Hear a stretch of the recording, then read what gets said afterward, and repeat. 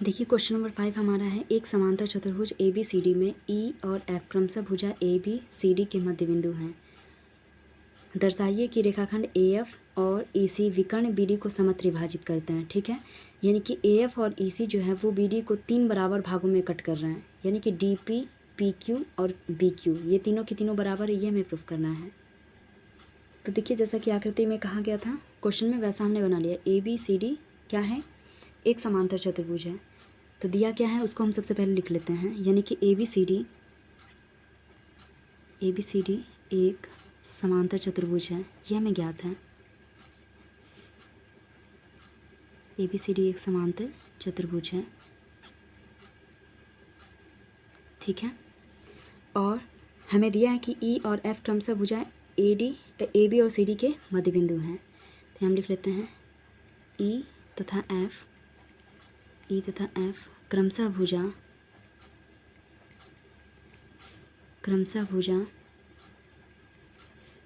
A B व D C के मध्य बिंदु हैं,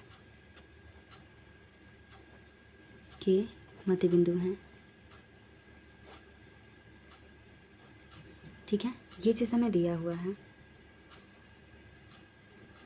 और हमें प्रूफ क्या करना है, हमें प्रूफ करना है कि रेखाखंड ए एफ तथा ई सी विकर्ण बी डी को समत्रिभाजित करते हैं।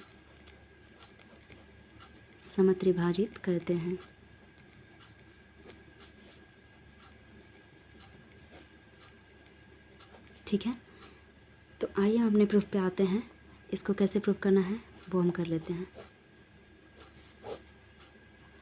तो सबसे पहले हम ये वाला त्रिभुज लेंगे, त्रिभुज डी क्यू सी में, ठीक है, यानी त्रिभुज डी क्यू सी में। तो अगर हम बात करें त्रिभुज डी क्यू सी में, तो पी एफ जो है वो किसका मध्य बिंदु है, डी सी का, ठीक है।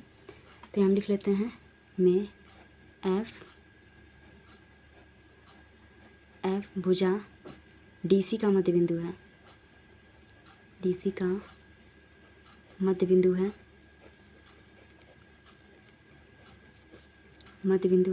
तथा जो हमारा पी एफ होगा वो समांतर है, पी एफ जो है ये समांतर है सी क्यू के, ठीक है, यानी कि ये वाली लाइन जो है इसके समांतर है। अतः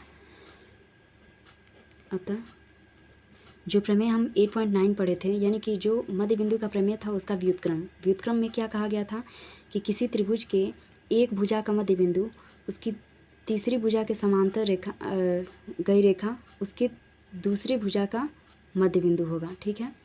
अतः प्रमेय 8.9 से हमें क्या मिला, हमें मिला कि जो P है वो डी क्यू का मध्य बिंदु है, ठीक है। P डी क्यू का मध्य बिंदु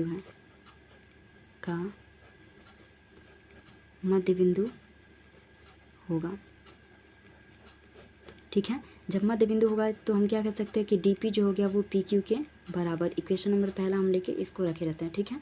फिर आते हैं हम त्रिभुज ए पी बी में, ठीक है। यहाँ हम लेते हैं पुनः त्रिभुज ए पी बी में।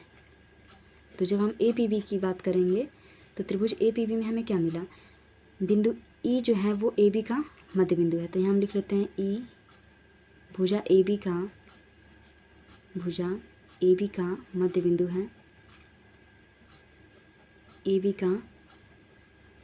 बिंदु है, देखिए फिगर को देख के हमको लग रहा है कि मतलब फिगर ही ए एफ जो है वो सी ई के क्या है, समांतर है, इसलिए इसके छोटे छोटे हिस्से को भी हम समांतर कर ले रहे हैं, ठीक है, कि मध्य बिंदु है तथा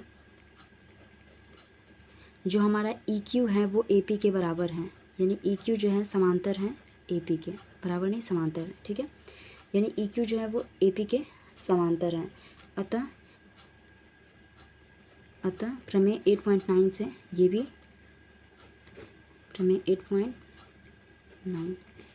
से, यानी प्रमेय 8.9 से। 8.9 में क्या कहा बताया गया है? 8.9 में यही है कि किसी त्रिभुज की एक भुजा का मध्य बिंदु तथा तीसरी भुजा के समांतर जाने वाली रेखा उस त्रिभुज के दूसरी भुजा का मध्य बिंदु होता है। ठीक है, अतः प्रमेय 8.9 से हमें क्या मिला? Q PB का मध्य बिंदु है, PB का मध्य बिंदु है।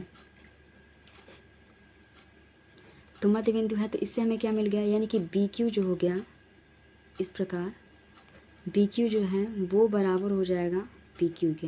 ये समीकरण नंबर हमारा हो गया 2। ठीक है, अब हम आते हैं अपने बात करते हैं BD। अगर हम BD लें तो BD बराबर कितना हो जाएगा? BD को हम लिख सकते हैं DP plus PQ plus BQ। ठीक है, सारी की सारी भुजाएं क्या हैं? बराबर हैं, यानी कि BD बराबर यहाँ हम कर ले तो DP प्लस इसको भी हम DP कर लेते हैं और इसको भी हम कर लेते हैं DP। सारे बराबर हैं समीकरण 1 2 3 से। यहाँ हम लिख लेते हैं समीकरण 1 व 2 से।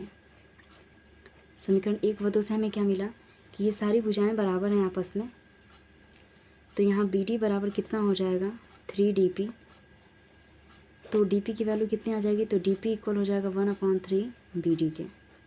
ठीक है, तो यही हमें प्रूफ करना था कि जो BD है उसको समत्रिभाजित करती हैं हमारी ये रेखाएं। ठीक है, तो ये हमारा हो गया प्रूफ।